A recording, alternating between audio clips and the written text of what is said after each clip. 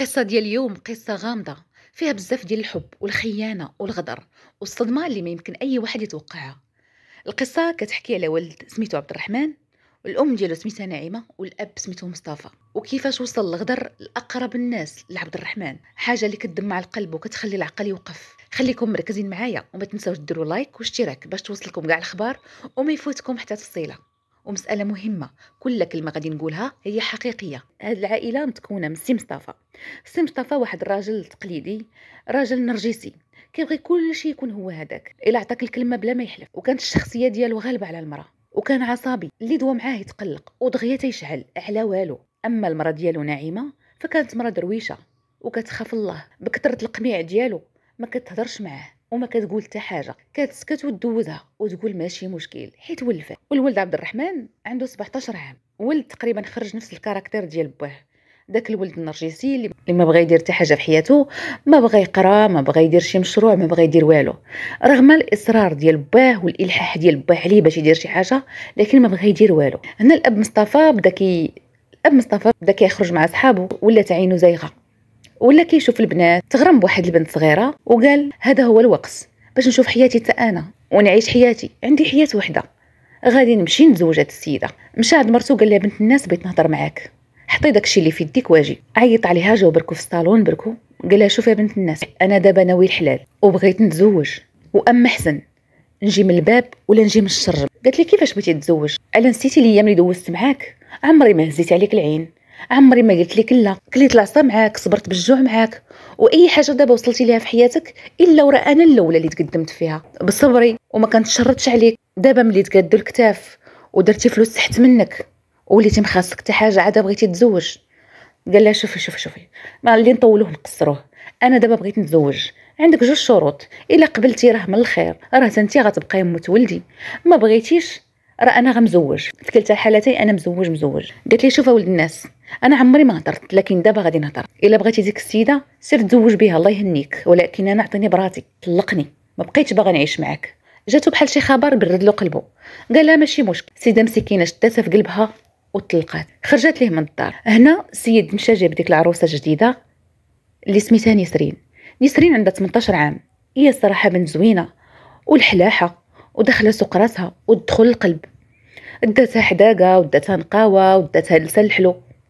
شافها وتعلق بها، عليها السيد طاح على زنافرو، جابها للدار.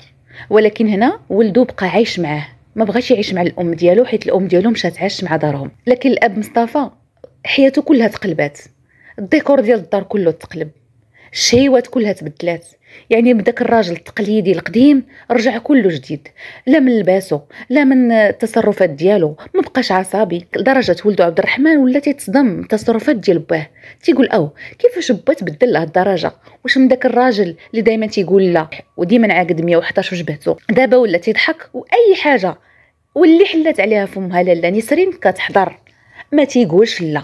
حتى لهنا حنا مزيانين. واحد النهار مصطفى لاحظ ومع مرور الايام نسرين ولات كتهلا في ولدو عبد الرحمن اللي كانت كبر منه غير بعام، كتهلا فيه، كتقولي شنو خاصك، يجي يلقى حويجاتو مصبلين ومطويين، يجي يلقى ماكلتو وحقو كله مطرف، يجي يلقى فراشو نقي، توجد ليه الشهيوات. الله يجعلها بعض المرات تكون باركه وتمشي عنده تقولي لا تشهيتي شي حاجه قولها ليا، ما حدي كاينه انا نوجد لك اللي بغيتي.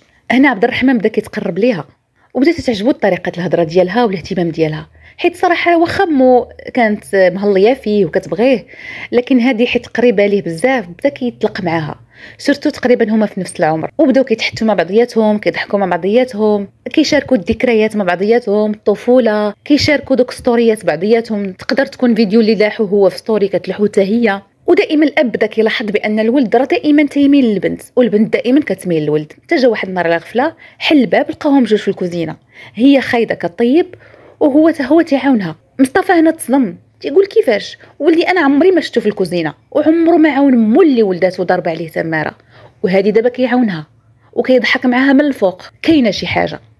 هنا سكت وما بغى يبين حتى حاجه، زاد تاكد وبدا كيراقب اكثر، لقى بان ولده ومرته على علاقه مع بعضياتهم. هنايا السيد داخ من بعد المراقبه طويله ومن بعد تحقيقات طويله تاكد بان الولد طايح مع البنت.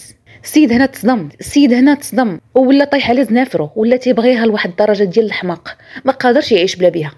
قال هنا خصني نضحي بواحد فيهم، يا اما نضحي بولدي، يا اما نضحي بهاد البنت الجديده اللي بدلت لي حياتي، نورات لي حياتي، خرجتني من الظلمه للضوء. وكيف عارفين الراجل خاصو غير حلاوه اللسان وما لقاها غير عندها. هنا دازت واحد المده، ولدو مشى واحد الرحله لمده 3 ايام مع صحابو، وعنده واحد صاحبو اللي قريب ليه بزاف هو سافر معاه. الاب عيط لصاحبو قال لي غتجي عندي دابا بغيتك. قال لي شنو بغيتي يا عمي؟ قال لي الهضره ماشي في التليفون ولدي، غتجي عندي باش نهضر معاك. جا عنده دخلو قال لي شوف ولدي غنقول لك 2 كلمات، غنعطيك اللي بغيتي، ولاني غتراقب ليا ولدي بالضبط شنو كيدير وفين كيمشي ومع من كيهضر.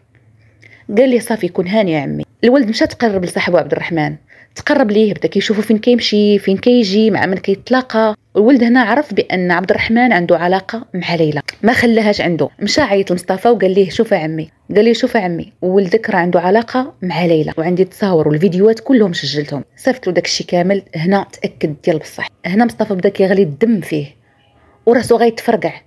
قال هاد الولد خاصني نشوف ندير معاه شي حل باش عمرو ما يرجع ليا للدار. حاول يتبع الولد ديالو واستدرجو، تدا لواحد البلاصه قتلو وقطع الجثه ديالو وغبرها باش ما يبانش ليها لاطر. هنا بدل حوايجو حتى حوايجو معاه اللي فيه الدمايات كلهم لاحهم، بدل حوايجو ورجع للدار بحال ما كاينه حتى حاجه. على هو بانت فيه شي حاجه؟ على هو حس بالندم ولا وجهه صفار؟ لا بالعكس، هنا عاد ارتاح. حل الباب وتيقول لك فينك مرتي الحبيبه توحشتك. مرتو بدات تقول لها عمرك ما دخلتي بهاد الضحكه ياك ما كاين باس. قال لها لا، اليوم انا درت واحد الصفقه في الخدمه والحمد لله صدقات ليا، واللي بغيتيها وامرتي بها وشرطي عليا دابا توجد. ليلى مسكينه ما فخبرها حتى حاجه وما عرفتش شنو كاين، حيت قالت كاع هذا الا شك راه غادي يبان فيه شي حاجه اولا غادي يبين ليا. السيد كيدور في الدار وعايش في الدار عادي بحال ما كاينه حتى حاجه. وتا هو ملي عيطوا ليه البوليس بداو كيحققوا معاه، قال لهم انا ما فخباري حتى حاجه وما شفتش ولدي فين غبر، ما عرفتوش فين غبر. الام ديالو مسكينه هنا حيت القلب الام كيحس. عيات ما تسنى وليدها يعيط ليها وما عيطش ليها. الكبده ديالها بدات كتشوي عليها وكتقول ولدي طاريه ليه شي حاجه، ما يمكنش ولدي يدوز شي نهار وما عيطش ليا وما يسولش فيا. عيات ما تصبر. كانت موعده راسها عمرها ما تعيط لذاك الراجل، لكن بركات على قلبها وقالت ما يمكنش، هذاك ولدي، ما حد بيني وبينه ولد، ضروري نعيط ليه، ما عندي ما ندير. عيطت للاب ديالو قالت ليه شوف مصطفى، انا ولدك لحد الان راه ما عيطش ليا ما كاين باس. قال لي راه حتى انا يسحب لي انا مسافر. قالت لي وملي مسافر وانت ما عندكش علاش ما قلتيهاش ليا؟ علاش مشيتيش سولتي؟ علاش مشيتيش ديكلاريتي؟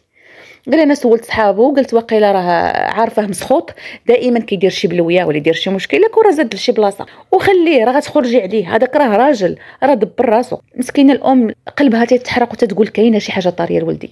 مشات ديكلارات عند البوليس بدا في التحقيقات ديالو وبداو تيقلبوا عليه وما لقاوش. بقى الملف مسدود لمده 10 سنين وهو دائما تيقلبوا على عبد الرحمن، وعبد الرحمن ما بان ليه لاطر. لكن الروح عزيزه عند الله.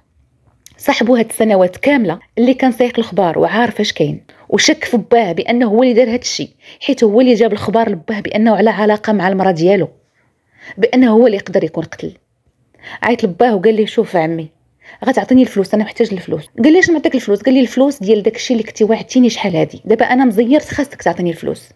قال لي ما عندي ما نعطيك الفلوس، اللي عطيتك عطيتهم لك في الاول وسالينا. علاش بالضبط تداز هاد المده كامله عاد رجعتي لدابا الفلوس؟ الولد مسكين ضميره مسكين ما خلاش هاد الاعوام كلها وكيحس بتانيب الضمير، ما قدرش يصبر. دار فيه الراجل عايرو قال ليه شوف اخر مره تعيط ليا ولا تسول فيا غضرب على هاد النمره، ولا بقيتي كدور بيا انا اللي غنديكلاري بك. السيد جمعها في قلبو وسكت. قال هادشي ما خصوش يحبس هنا. مشى ديكلار عند البوليس وعاود لهم القصه كامله من الاول للاخر. هنا البوليس استدعى مصطفى وبدا معاه التحقيقات. ملي تبتوا معاه مزيان وجابوا الولد حتى هو بدا كيشهد وزيروه ديال بصح. الاب مصطفى حاول يبرر الافعال ديال الغدر ديالو وداك الشيء اللي دار في ولده قدام القاضي والمحامي، ولكن رغم كاع الدلائل اللي تحطات حكموا عليه غير ب7 سنين. صدمه انتشرت في الناس خاصه اللي كانوا عارفين القصه من قريب، كيفاش الاب يقدر يقتل ولده وياخذ غير 7 سنين. هنا كلشي تصدم وتحد ما تقبل الحكم اللي تصدر في حقه. 7 سنين ديالاش؟ 7 سنين ديال الحرقه ديال الام ديالو، 7 سنين ديال الغدر ديالو فاش مشى تزوج وخلى مرته. الام هي اللي غتبقى واكله هذيك الفقصه في قلبها وعمرها ما تنسى هذه الكيه اللي عاشتها. القصه ديال اليوم علمتنا بزاف ديال الحوايج، ولكن اهم حاجه هي احترام والمحبه بين افراد العائله. ممكن يكون تعدد الزوجات حلال ومسموح في الدين ديالنا، ولكن هذه ما كتسمح لاي واحد يدمر الحياه ديال الدراري ديالو ويخلي اي نقطه من الغيره او الطيش كتدمر العائله كامله. الوليدات هما زينه الدنيا وأمانة في الحياة، خاصنا نحترموهم ونعطيهم الحب والرعاية اللي يستاهلوا. المهم أن الإنسان اللي خدا أي قرار باش يبدل الحياة ديالو ما ينساش أنه يقدر يحدد مصير ديال الناس اللي كيبغيهم، خصوصا وليداتنا. ديروا بالكم على العائلة ديالكم وحاولوا تزرعوا المحبة والاحترام بيناتكم، حيت هذا الشيء هو اللي كيخلينا قويين قدام الصدمات ديال الحياة. هنا صارت القصة ديال اليوم. شكرا لكم حيت بقيتوا معي حتى الاخر، وما تنساوش تكتبوا لي رايكم في التعليقات وديروا لايك وشاركوا الحلقه مع اصحابكم. تابعوني في الحلقات الجايه وغادي نجيب لكم قصص جديده وحقائق غامضه. خليت لكم راحه الله.